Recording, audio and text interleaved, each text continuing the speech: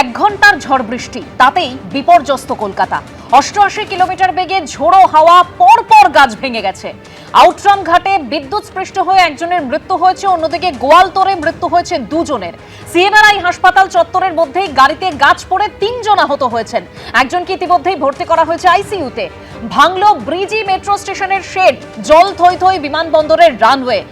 একাধিক ছবি ইতিমধ্যেই সামনে এসেছে। আমাদের প্রতিনিধিরাও বিভিন্ন জায়গা থেকে রয়েছেন। সৌমিত্র রায় রয়েছেন, তার সঙ্গে কথা বলবো। তার আগে আমরা আলোচনা করব এই যে আবহাওয়ার পরিবর্তন, সেখানে সতর্কতা কিভাবে অবলম্বন করতে হবে, তার জন্য স্টুডিওতে অতিথিরা রয়েছেন। আর ঠিক যেরকম বলছিলাম যে আমাদের প্রতিনিধিরাও বিভিন্ন জায়গা থেকে রয়েছেন।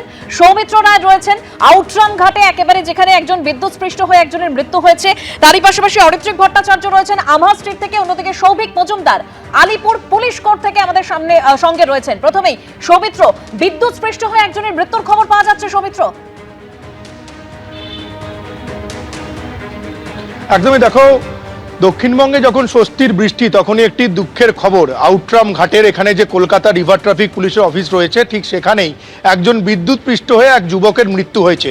যে সময় ঝড় বৃষ্টি চলছিল, ঠিক সেই ঝড় বৃষ্টির সময় এখানে যে চক্ররেল রয়েছে, সেই চক্ররেলের যে রেল লাইন, সেই রেল লাইনের ওপরে সেই যুবক আম কুড়োতে তিনি আম কুড়োচ্ছিলেন। ঠিক সেই সময় এখানে একটি আম গাছ, সেই আম গাছ চক্ররেলের যে ওভারের তার, সেই ওভারের তারে ভেঙে পড়ে। এবং তারপরই এখানে স্থানীয় যারা বাসিন্দা, প্রত্যক্ষদর্শী, তারা যেমনটা জানাচ্ছেন যে আম গাছ ওভারের তারে ভেঙে পড়ার পরই এখানে দাউ দাউ করে বেশ কিছুক্ষণ এখানে অগ্নিকাণ্ডের ঘটনা ঘটে এবং বিকট শব্দ হচ্ছিল।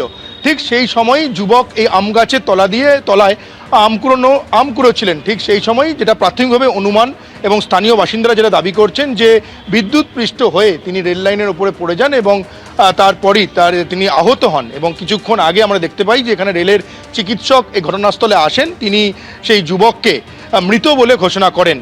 এবং ঠিক এই আউটরাম ঘাটের ওপরেই তুমি দেখতে পাচ্ছ যে চক্ররেল, সেই চক্ররেলের ডান দিকে অর্থাৎ কলকাতা রিভার ট্রাফিক পুলিশ যে রয়েছে তার পাশেই রয়েছে সি এক্সপ্লোরার্স ইনস্টিটিউট, তার সামনেই ঘটনাটা ঘটে। এবং যে সময় এই অগ্নিকাণ্ডের ঘটনা ঘটছিল, দাউ দাউ করে আগুন জ্বলছিল এবং বিকট শব্দ হচ্ছিল, ঠিক সেই সময় যুবক এই চক্ররেলের ওপর দিয়ে, রেল লাইনের ওপর দিয়ে আম কুড়োনোর কাজ করছিলেন। সেই আম কুড়োতে গিয়েই বিদ্যুৎস্পৃষ্ট হয়ে তার মৃত্যু হয়, যেটা জানতে পারা যাচ্ছে। পুলিশ এই মুহূর্তে, কলকাতা পুলিশ আধিকারিকরা এই ঘটনাস্থলে রয়েছে এবং কিভাবে তার মৃত্যু হলো, তার যে মৃত্যুর সঠিক কারণ সেটা ময়নাতদন্তের পরই জানা যাবে। কিছুক্ষণ আগেই এখান থেকে দেহ নিয়ে যাওয়া হয়েছে আরজিকর হাসপাতালে। তার কিভাবে মৃত্যু হয়েছে ওই যুবকের ময়নাতদন্তের পরেই তা আরো স্পষ্ট হবে। সৌমিত্র, তুমি আমাদের সঙ্গে থাকো। আমাদের সঙ্গে এই মুহূর্তে প্রকাশ সিনহা আমাদের প্রতিনিধি রয়েছেন। প্রেসিডেন্সি জেলের পাঁচিল ভেঙে পড়েছে। প্রকাশ,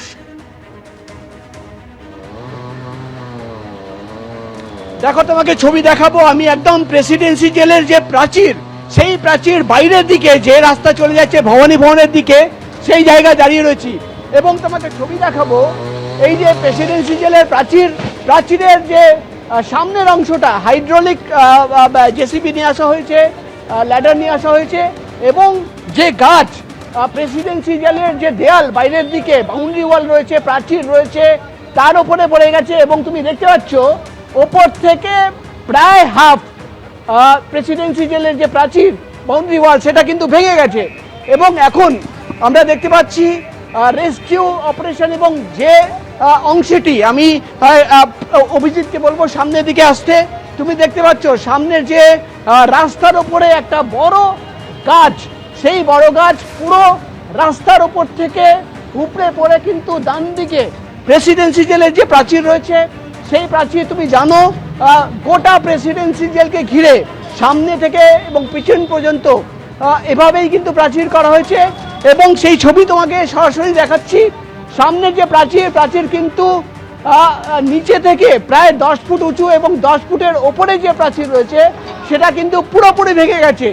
এবং বড় একটি গাছ সেই বাউন্ডারি ওয়ালের ওপরে পড়ে এবং ফলে কিন্তু বাউন্ডারি ওয়ালের হাফ অংশ কিন্তু ওপর থেকে ভেঙে গেছে।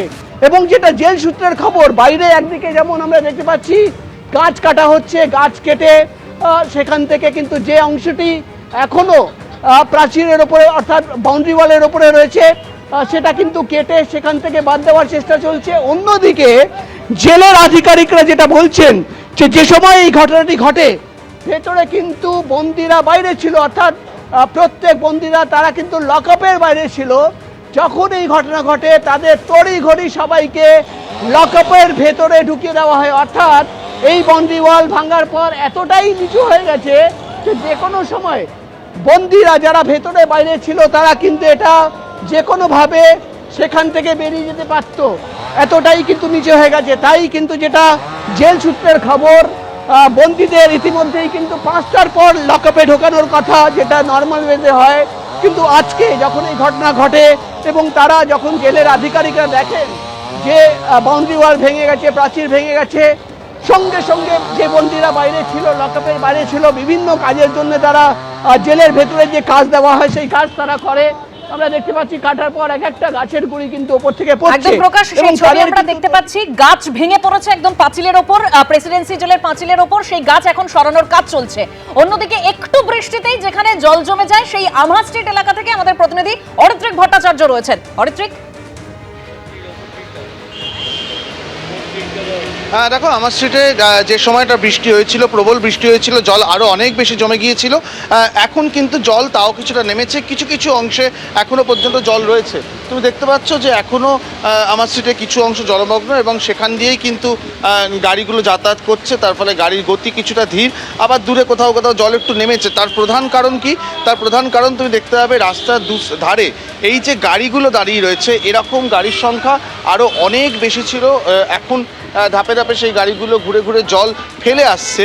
একেবারেই সেই সুপার সোকিং পদ্ধতিতে এখান থেকে জল পাম্প করে তোলা হচ্ছে এবং যারা এখানে এসছেন, যারা পুরো কর্মীরা এখানে কাজ করছেন, তারা প্রত্যেকে এখানে এই কাজটা যেমন চালিয়ে যাচ্ছেন, ঠিক তেমনভাবেই ম্যানহোলের ঢাকনাগুলো যতগুলো খোলা প্রয়োজন বা সম্ভব হয়েছে সেগুলো খুলে দেওয়া হয়েছে যাতে জল দ্রুত বেরোয়।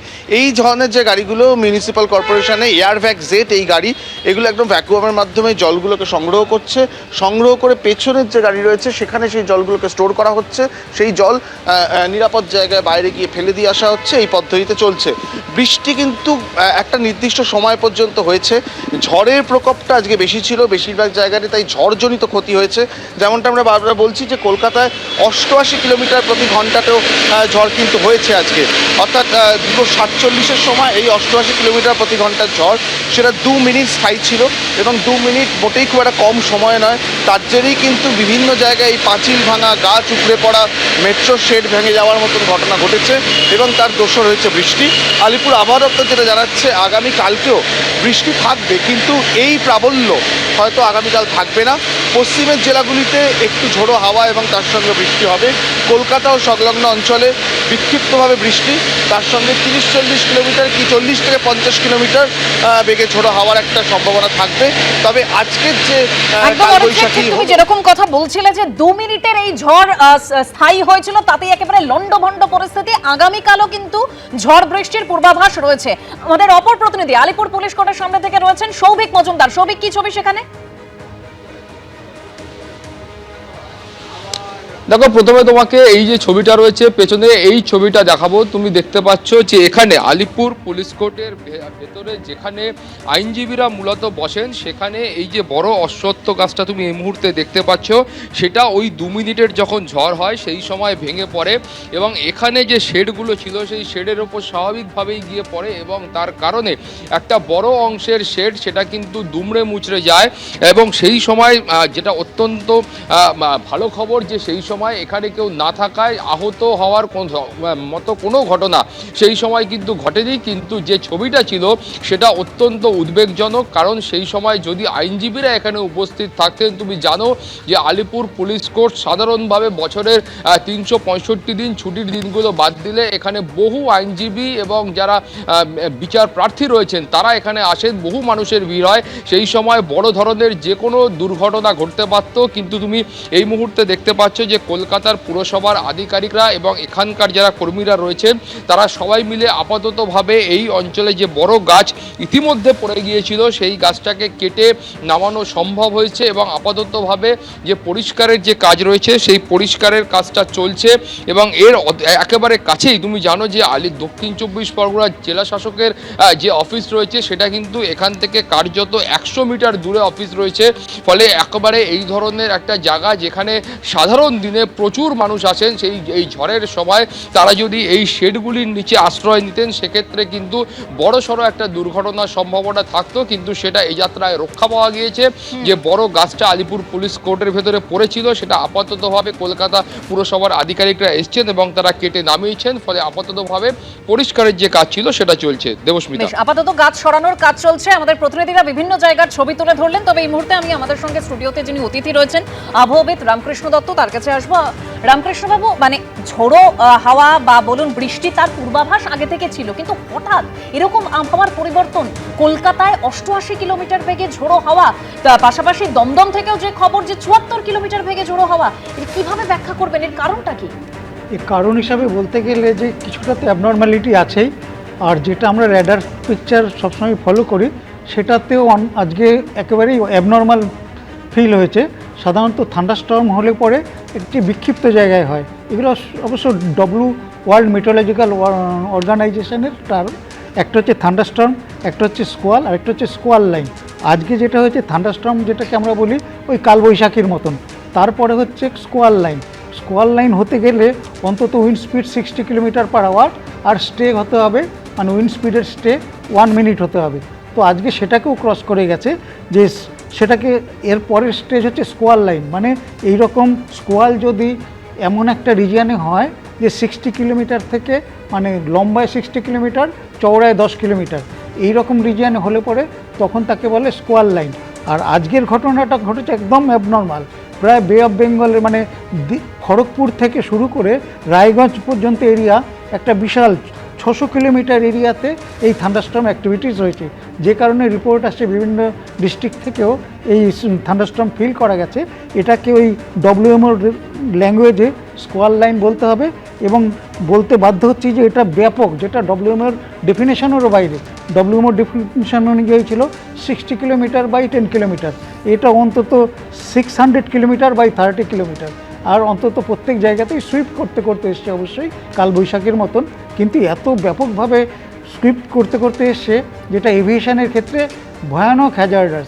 মানে আমি ধরছি যদি দিল্লি থেকে কোনো প্লেন আসে, ও কিন্তু আর বেরোনোর রাস্তা পাবে না, তাকে ফিরে যেতেই হবে, কেননা 600 কিলোমিটার লেফট অ্যান্ড রাইট করে ও কুল পাবে না, যাকে বলে। একদম রামকৃষ্ণ বাবু যেটা বলছেন যে ব্যাপক প্রভাব পড়েছে, এর আঁচ আগে থেকে পাওয়া যায়নি, অর্থাৎ সেরকম পূর্বাভাস ছিল না, কিন্তু তার ফলে যা হলো যে বিভিন্ন জায়গায় যেভাবে গাছ ভেঙে পড়েছে, বিভিন্ন জায়গায় সে কারণে বিপত্তির সৃষ্টি হয়েছিল। আমি চলে যাব, আমার সঙ্গে এই মুহূর্তে রয়েছেন বিপর্যয় মোকাবিলা বিশেষজ্ঞ গোপীনাথ ভান্ডারী। গোপীনাথ বাবু, বিভিন্ন জায়গায় যে বড় বড় গাছগুলো ভেঙে পড়ছে, এই বড় বড় গাছগুলোকে আলাদাভাবে কি কোনো রকম ভাবে সুরক্ষা রাখার ব্যবস্থা করা যেতে পারে, সে জায়গায় আলাদা কোনো প্রিকশন নেওয়া যেতে পারে? নিশ্চয়ই প্রিকশন আমাদের নেওয়া উচিত, কিন্তু আমরা সব কিছু নিজেদের অবজারভেশনের মধ্যে রাখি না। মানে প্রত্যেকটা অথরিটির কিছু কিছু লোকের কিছু কিছু দায়িত্ব আছে, তো সেই জায়গাগুলো আমরা ঠিক ওইভাবে যে সবসময় দেখে রাখবো, সেই জিনিসটা ঘটে না। এবার আমি যদি বলি যে 100 ভাগ গাছ তো কলকাতায় পড়ে যায়নি, তার মানে ওই যে গাছগুলো পড়ে গেছে, যেখানেই হোক, যে লোকেশনেই হোক, ওই গাছগুলো কোনো না কোনোভাবে দুর্বল হয়ে গেছে। হ্যাঁ, এটা একটা সেন্টিমেন্ট আছে, পুরনো গাছ মানেই সেই ইতিহাস বহন করছে, কিন্তু সেই ইতিহাসটাকে ধরে রাখার জন্য তাকে তো যত্ন করতে হবে। তা আমরা সেই কাজগুলো করি না, কনসার্ন অথরিটি সেই কাজগুলো করলে পরে হয়তো গাছটা ভেঙে পড়তো না, তাকে মানে একটা সাপোর্ট দেওয়া। আমরা অনেক ক্ষেত্রেই দেখেছি যে বেদি করা থাকে, সেটা হাইটটা কীভাবে ঠিক হবে সেখানেও বোধহয় ইঞ্জিনিয়ারিং কিছু ক্যালকুলেশন আছে, সেগুলো করে রাখা যেতে পারতো আই থিঙ্ক। এবং কিছু কিছু গাছের ক্ষেত্রে দেখছি ভেতরটা পুরো ফোপড়া, তো এইটা তো আমাদের অবজারভেশনের মাধ্যমে এগুলো ঠিকঠাক দেখলে পরে আমরা হয়তো কিছুটা, হ্যাঁ সবটা নয়, হয়তো কিছুটা হয়তো বাজাতে পারতাম। বেশ, মানে যেটা বলতে চাইছেন গোপীনাথ ভান্ডারীও, যে মানে যেভাবে গাছগুলোকে রক্ষা করা উচিত, সুরক্ষিত রাখা উচিত, সেই কাজটা বিশেষত এই হাওয়া বা এই ঝোড়ো হাওয়া বা বৃষ্টির এই সিজনটাতে সেখানে আরো বেশি করে যত্ন নিতে হবে বড় বড় গাছগুলির প্রতি। দক্ষিণবঙ্গের স্বস্তির বৃষ্টি কিন্তু তার সঙ্গে তাণ্ডব চালালো একেবারে কালবৈশাখী, যার জেরে কলকাতা জুড়ে লন্ডভন্ড পরিস্থিতি। যাদবপুরের ছবি রাখবো, যেখানে ট্রাফিক সিগন্যালের পোস্ট উপড়ে গেছে একদম, সেই ছবি দেখাবো।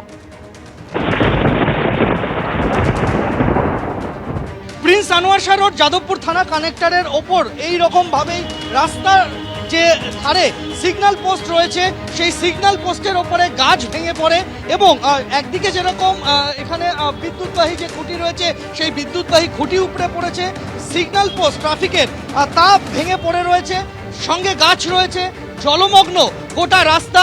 এই মুহূর্তে যান চলাচল ভালো রকমভাবেই বিপর্যস্ত হচ্ছে।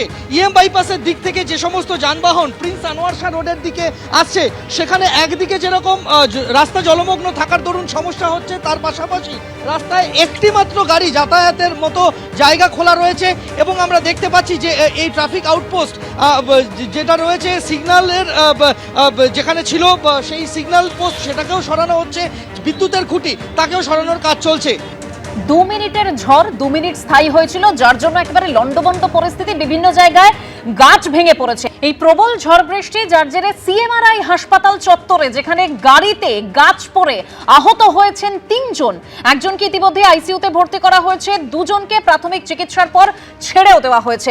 আরো বাকি প্রতিনিধিরাও আমাদের সঙ্গে রয়েছেন, সেই ছবি আপনাদের সামনে তুলে ধরবো। আমার সঙ্গে ঝিলম করঞ্জাই রয়েছেন সিএমআরআই থেকে, অন্যদিকে ঐশী মুখোপাধ্যায় সল্টলেক এই ব্লক থেকে রয়েছেন, উজ্জ্বল মুখোপাধ্যায় থিয়েটার রোড থেকে রয়েছেন, ময়ূক ঠাকুর চক্রবর্তী মেয়র রোড থেকে রয়েছেন। তবে প্রথমেই সিএমআরআই চলে যাব, ঝিলম করঞ্জাই রয়েছেন। ঝিলম,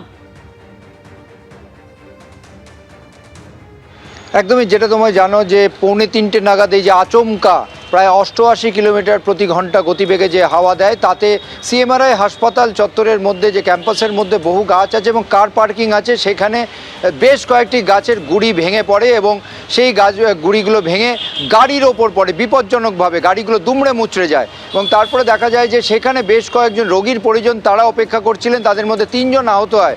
হাসপাতালের তরফ থেকে 3 জনকে উদ্ধার করে হাসপাতালে নিয়ে যাওয়া হয়, 2 জনকে প্রাথমিক চিকিৎসা করার পর ছেড়ে দেওয়া হয়।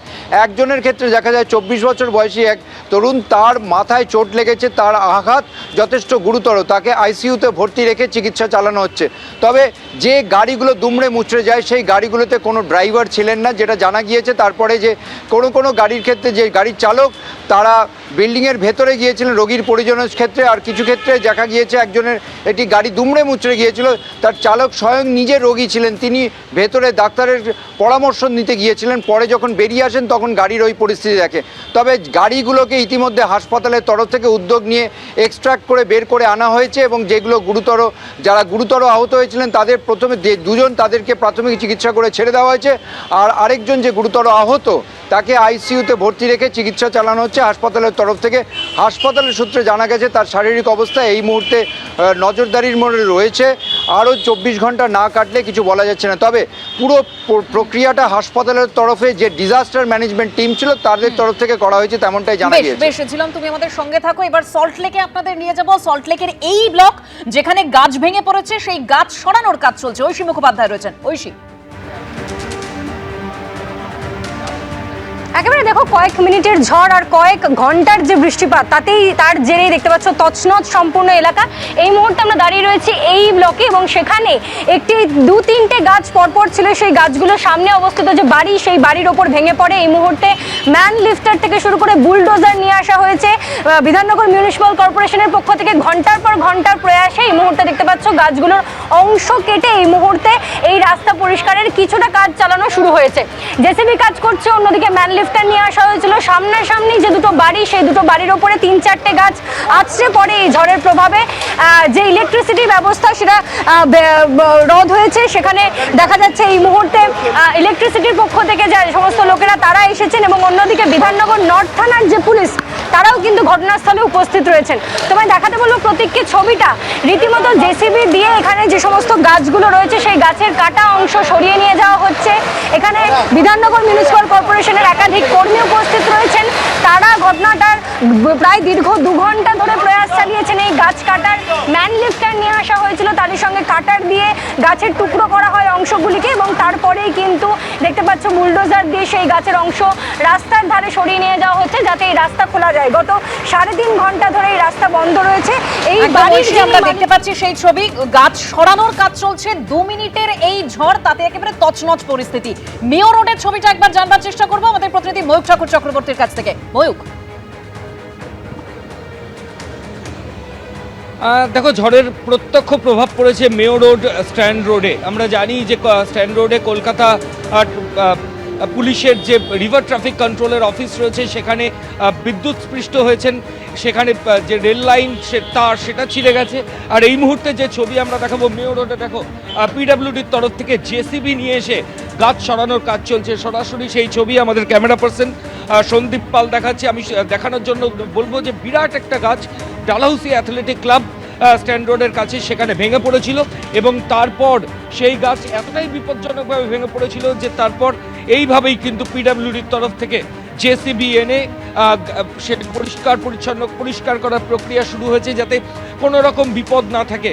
রাস্তার যে বিদ্যুৎ সংযোগ সেটা কিছুক্ষণ আগে বিচ্ছিন্ন ছিল, কিন্তু এই মুহূর্তে যেই ময়দান সংলগ্ন যে জায়গা সেটা যাতে সম্পূর্ণ স্বাভাবিক করা যায় সেটাই কিন্তু পিডব্লিউডির তরফ থেকে এইভাবেই জেসিবি চালিয়ে পরিস্থিতি স্বাভাবিক করার চেষ্টা চলছে। শুধু স্ট্যান্ড রোডের এই জায়গা, মেয়র রোডের এই জায়গা নয়, মেয়র রোড ছাড়াও আশেপাশে যে সমস্ত রাস্তা, ডাফরিন রোড রয়েছে, রাজভবন সংলগ্ন জায়গা রয়েছে, কলকাতা হাইকোর্টের সামনে একটা জায়গা রয়েছে, সব জায়গাতেই কিন্তু গাছ পড়ে বিপত্তির ছবি দেখা গেছে। আমি আবার সন্দীপকে বলবো দেখানোর জন্য, সরাসরি সন্দীপ দেখাচ্ছে এই মুহূর্তে মেয়র রোডে কিভাবে জেসিবি নিয়ে পরিস্থিতি স্বাভাবিক করার কাজ শুরু করেছেন এখানে পুরকর্মী এবং পিডব্লিউডির তরফ থেকে। এই জেসিবি, পিডব্লিউডির জেসিবি, একদম রাস্তা ছবি আমরা দেখতে পাচ্ছি, যেরকম তুমিও বলছিলে যে জেসিবি দিয়ে পুরো গাছ সেখানে সরানোর কাজ চলছে। এবার থিয়েটার রোডের ছবি রাখবো সরাসরি উজ্জ্বল মুখোপাধ্যায়। উজ্জ্বল, দেখো, আমরা জানি যে পার্ক স্ট্রিট থেকে শুরু করে একেবারে রবীন্দ্র সদন পর্যন্ত এটাকে বলা হয় গ্রিন জোন, কারণ এই রাস্তার দুধারে প্রচুর পরিমাণে গাছ থাকে। অজয় যে ছবি দেখাচ্ছে, দেখো এখানে কিন্তু বিশাল গাছ ভেঙে পড়েছিল এবং ইতিমধ্যেই সেই গাছগুলোকে কেটে রাস্তা পরিষ্কারের কাজ চলছে। আমরা দেখেছি পুরসভার কর্মীরা থেকে শুরু করে এরা কিন্তু এই রাস্তা পরিষ্কারের কাজ করছেন এবং কিছুক্ষণের মধ্যেই এই জায়গাটা পরিষ্কার হয়ে যাবে এমনটাই কিন্তু মনে করা হচ্ছে। আসলে সাধারণত এখানে গাছ পড়া নতুন কোনো ব্যাপার না, কিন্তু আমরা দেখেছি বর্ষার আগে থেকে এই যে গাছের ডালগুলো যেগুলো বেরিয়ে থাকে, যেগুলো রাস্তার মধ্যে একেবারে ঝুঁকে আসে, সেই ডালগুলোকে কিন্তু কাটা হয় এবং সেই কাটার ফলে যাতে বর্ষাকালে কোনো বড় রকমের দুর্যোগ না ঘটে বা সমস্যা না হয়, সেই জন্য কিন্তু কলকাতা পুরসভার পক্ষ থেকে এই কাজটা করা হয়। কিন্তু এখন কলকাতা পুরসভার যে ডামাডোল অবস্থা, কে রয়েছেন কে নেই, কতজন কাউন্সিলর প্রতিদিন তাদের দায়িত্ব ছাড়ছেন, এই নিয়েই কিন্তু পুরসভা এখন সরগরম। ফলে রাস্তার এই ডাল কাটার দায়িত্ব কার, কবে এই ডালগুলো কাটা হবে, এর উত্তর কিন্তু কারুর থেকেই দেখা পাওয়া যাচ্ছে না। একদম উজ্জ্বল, যে কথা তুমি বলছিলে, এই গাছ কাটার দায়িত্ব কার, কে নেবে দায়িত্ব? পুর নগরোন্নয়ন মন্ত্রী অগ্নিমিত্রা পাল কি বলছেন শোনাবো। টিএমসির কাউন্সিলর এবং টিএমসির যারা যারা দায়িত্বে রয়েছেন তারা প্রমাণ করে দিয়েছেন তারা কতটা ইরেসপন্সিবল। সেখানে আলাদা করে মেয়র সাহেব থাকবেন এটা তো আমি জানি না, এটা কতটা আমি অন্তত এক্সপেক্টও করিনি। বাট আমাদের টিম সব জায়গাতে পৌঁছে গেছে, গাছ কাটা হচ্ছে, entire department is on the ground. বুধবার দিন মিটিং ডেকেছি আমি, সমস্ত যারা যারা সিএসসি আছে, আরও যারা যারা ভেন্ডার রয়েছে, যারা যারা ইলেকট্রিসিটি দিচ্ছেন, তাদেরকে ডাকা হয়েছে যাতে মানে ইলেকট্রিক পোলের যে নিচের পোর্শনটা যেটা জলের মধ্যে ডুবে যাচ্ছে সেটা যাতে কিছুভাবে কভার করা যায়, যাতে তার মধ্যে জল ঢুকলে ইলেকট্রিকিউশন না হয়। আর বাকি এই বিষয়গুলো তারা আমাকে বলবে। অনেকগুলো যে মমতা ব্যানার্জি লাগিয়েছিলেন ওই সাদা নীল রঙের লাইট, সেইগুলোরও অনেক কমপ্লেন আসছে, সেখান থেকে তার বেরিয়ে আছে এবং সেগুলো থেকে ইলেকট্রিকিউটেড হয়েছে। তো এইগুলো বিষয়গুলো দেখার জন্যই আজকে বুধবার আমি অলরেডি বলে দিয়েছি মিটিং ডাকা হয়েছে। হঠাৎ করে আবহাওয়ার পরিবর্তন, যার ব্যাপক প্রভাব পড়েছে কলকাতা জুড়ে, যে ছবি আপনাদের সামনে তুলে ধরছিলাম। কিন্তু এই পরিবর্তন কেন? আবহাওয়াবিদ সুজীব কর আমাদের সঙ্গে রয়েছেন, আমি সুজীব বাবুর কাছে যাব। সুজীব বাবু, ক্লাইমেট চেঞ্জ হচ্ছে, কালবৈশাখীর যে নেচার আমরা মূলত জানি, সেই নেচার থেকে কি কালবৈশাখী সরে যাচ্ছে? তার জন্যই কি এই পরিস্থিতি? না, আসলে বেসিক্যালি দেখুন, ভারতের জলবায়ুটা দীর্ঘদিন ধরে ম্যানমেড একটা সিস্টেমের মধ্যে দিয়ে যাচ্ছে। তার কারণটা হলো আমরা রাজস্থানের মরু অঞ্চলে যখন থেকে গাছ লাগিয়েছি, এটা মেট্রোলজিক্যাল ডিপার্টমেন্ট স্বীকার করে না, আমরা বিভিন্ন ক্ষেত্রে বলেছি এর আগে, কিন্তু রাজস্থানের থর মরুভূমি অঞ্চলে যখন থেকে নিম্নচাপ তৈরি হওয়া বন্ধ হলো, তখন থেকে কিন্তু নিম্নচাপ তৈরি হতে শুরু করলো মধ্য ভারতে, মধ্য পশ্চিম ভারতে এবং ছোটনাগপুর মালভূমির অঞ্চলের উপরে। এবং আপনারা এখনও যদি দেখেন অ্যাকচুয়ালি ম্যাপটা, তাহলে কিন্তু দেখতে পাবেন মধ্য ভারতে বিস্তীর্ণ অঞ্চল জুড়ে একটা নিম্নচাপ। এবারে দ্বিতীয় গুরুত্বপূর্ণ বিষয় হচ্ছে দক্ষিণ বঙ্গোপসাগর, দক্ষিণ আরব সাগর এবং উত্তর ভারত মহাসাগরের উপরে জলের তাপমাত্রা অত্যন্ত বেশি। আন্দামানে মনসুন পৌঁছে গেলেও মনসুন প্রসিড করার মতো অবস্থায় নেই, তার কারণ হচ্ছে জলের উপরে এত শক্তিশালী নিম্নচাপ, যার ফলে আলটিমেটলি মধ্য ভারতের এই শক্তিশালী নিম্নচাপ জলের ওপর থেকে তীব্র গতিতে যখন বায়ুকে টানতে গেছে, তখন স্বাভাবিক যে পদ্ধতিতে অ্যাকচুয়ালি স্কোয়ার লাইন ফর্ম করে তার থেকে অনেক পাওয়ারফুল স্কোয়ার লাইন ফর্ম করে গেছে। এবং শুধু তাই নয়, সমস্ত দিক দিয়েই বেশি, তার বিস্তার বেশি, তার গতিবেগ বেশি, যতটা পরিমাণে জল থাকার কথা তার থেকে জল অনেক বেশি।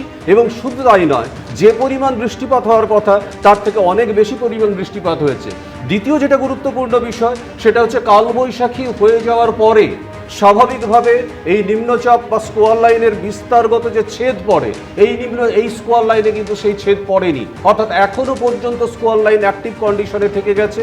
হয়তো দেখবেন যে আগামী আরও 3-4 দিন ধরে এই কন্ডিশনটা প্রিভেল করতে থাকবে। ফলে ন্যাচারালি আমরা কিন্তু ভারতের জলবায়ুতে একটা তীব্র পরিবর্তনের এক্সপেক্ট করছি। এবং সবচেয়ে এটা গুরুত্বপূর্ণ, পাঞ্জাব, হরিয়ানা, উত্তরপ্রদেশ, বিহার, ঝাড়খণ্ড এবং দক্ষিণবঙ্গ, এই তীব্র পরিবর্তনের কথা বলছেন নববিদ সজীব কর। আমি এখান থেকে একটু পার্থপ্রতিম বিশ্বাসের কাছে যাব। পার্থদা, মানে যেটা আমাদের কলকাতার গঠন, যেরকম আপনার সঙ্গে আমি কিছুক্ষণ আগে কথা বলছিলেন যে সমস্ত বিপজ্জনক বাড়ি রয়েছে সেই জায়গা থেকে সতর্কতামূলক ব্যবস্থাটা কি নেওয়া উচিত এই রকম ধরনের আবহাওয়ার যদি পরিবর্তন হয়? এক্স্যাক্টলি দেবস্মিতা, আবহাওয়ার পরিবর্তনে যেটা ভাবাচ্ছে সব কিছুই হায়ার সাইডে হচ্ছে, যে বায়ু প্রবাহ জোরে হয়ে গেছে, বৃষ্টিপাত অল্প সময় জোরে হচ্ছে, তাপপ্রবাহ হচ্ছে। ফলে আজকের আমরা এই যে বায়ু প্রবাহ সেটা নিয়ে আমরা আলোচনা করছি। তাতে দেখুন, ইতিমধ্যে আপনারাও খবরে দেখিয়েছেন যে মেট্রো রেলের স্টেশনের ছাদ ক্ষতিগ্রস্ত হচ্ছে, উড়ে যাচ্ছে। ফলে এটা মেট্রো মানে আমি বলছি কলকাতা শহরে মেট্রোর এরকম একটা অংশ আছে এখন, যেগুলো ভায়াডাক্ট বলছি, মাটির থেকে প্রায় 60-70 ফুট ওপরে হচ্ছে যে সেই রেল লাইন যাচ্ছে, এমনকি স্টেশনগুলো। ফলে এই স্টেশনগুলো কিন্তু ঝড়ের সময় যেগুলো এলিভেটেড, সেগুলো হচ্ছে যথেষ্ট ঝুঁকিপ্রবণ, যদি হাই স্পিড উইন্ড হয়, বিশেষত এই উইন্ড লোডের ক্ষেত্রে। একইভাবে আমাদের কলকাতা শহরে দেখবেন এই যে G+3, G+4 বাড়ির অনেক মালিকরা এই হিট ট্রিটমেন্ট বা আমাদের রুট ট্রিটমেন্ট, বৃষ্টির জল আটকাতে তার উপরে হচ্ছে যে একটা করে ছাদ, টেম্পোরারি স্ট্রাকচার বানায়।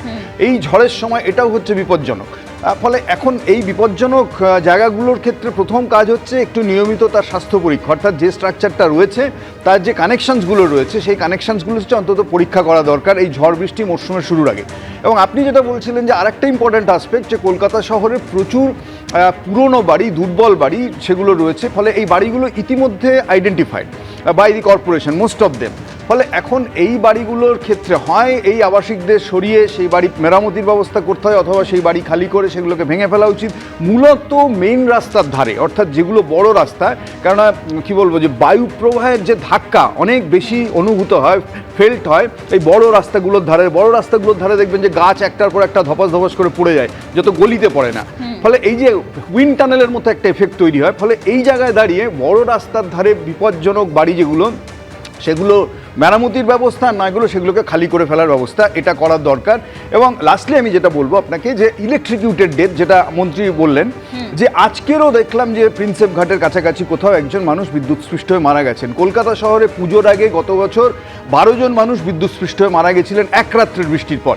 আমি একটাই পয়েন্ট আউট করতে চাই, এটাও যে আমাদের শহরের বিদ্যুৎ পরিবাহী তার বা স্তম্ভ যা আছে, এইগুলোর হেলথ মনিটরিং, এগুলো যেগুলো বিপজ্জনক আছে সেগুলোকে অন্তত কোটেড ওয়্যার অথবা তার কানেকশনসগুলো চেক করা, এইটা পুরসভার অন্তত প্রথম কাজ হওয়া উচিত। রক্ষণাবেক্ষণের কথা বলছেন পার্থপ্রতিম বিশ্বাস, স্বাস্থ্য পরীক্ষা কিভাবে করতে হবে সেই কথাও তিনি বলেন। আমি রামকৃষ্ণ বাবুর কাছে আসবো এই জায়গা থেকে। রামকৃষ্ণ বাবু, আজকের পর আগামীকালও ঝড় বৃষ্টির পূর্বাভাস রয়েছে 40 থেকে 50 কিলোমিটার বেগে, সে জায়গায় মানে কি রকম সতর্কতা নেওয়া উচিত বলে আপনার মনে হয়? যেহেতু ঝড় বৃষ্টির ফোরকাস্ট দেওয়া হয়েছে, এটা কিন্তু কিছু অবজারভেশনের উপর বেসিস করেই দেওয়া হয়। সুতরাং ঝড় বৃষ্টি হলে যেই সতর্ক আমাদের থাকা উচিত, যেমন গাড়ি চালানোর সময় কি এরোপ্লেন বা যে কোনো কারণেই হোক, তো এই সতর্কতাটা মানতেই হবে। কেননা ঝড় বৃষ্টি কিন্তু সবসময়ই একবারে প্রেডিক্টেড টাইপ মতন হওয়া মুশকিল, মানে হলেও আমরা মেট্রোলজিস্টরা বলতে পারেন না। সুতরাং ফোরকাস্ট অনুযায়ী তার অনেকক্ষণ আগে থেকেই অ্যালার্ট হওয়া উচিত।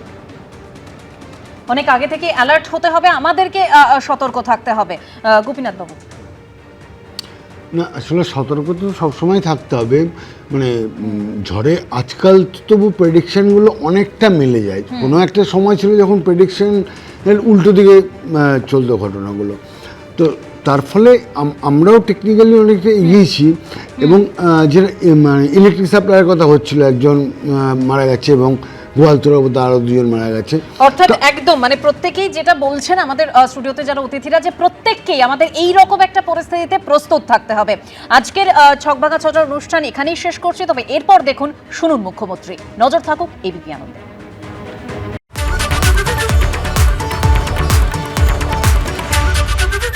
এবিপি আনন্দ, এগিয়ে থাকে, এগিয়ে রাখে।